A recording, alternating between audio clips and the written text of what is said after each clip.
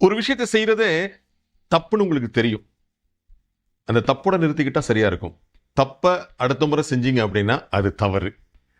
தவற திரும்பவும் தொடர்ந்தீங்கன்னா அது பாவம்.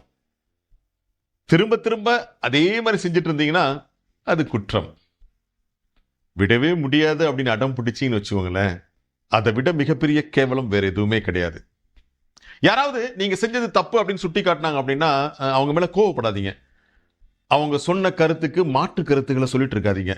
உடனே மறுத்து பேசாதீங்க. கொஞ்ச நேரம் வந்து வீட்டில் உட்காந்து திங்க் பண்ணி பார்த்தீங்க அப்படின்னா நீங்க செய்தது சரியா இல்லையா அப்படிங்கிறது உங்க மனசாட்சிக்கு சரியா தெரியும்.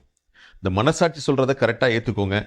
தப்பா இருந்ததுன்னா அப்பவே திருத்திக்கிட்டீங்க அப்படின்னா ரொம்ப ரொம்ப ரொம்ப சந்தோஷமான வாழ்க்கை உங்களுக்காக இருக்கும். இல்லை அப்படின்னா தப்பு தவறாகி, தவறு பாவமாகி, பாவம் குற்றமாகி, குற்றம் கேவலமா உங்களை சித்தரிக்கப்பட்டு விடும். நாளைக்கு அதை திருத்துறதுங்கிறது மாற்றவே முடியாத விஷயம்.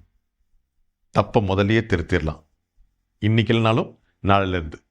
நாளைக்கு பார்ப்போமா?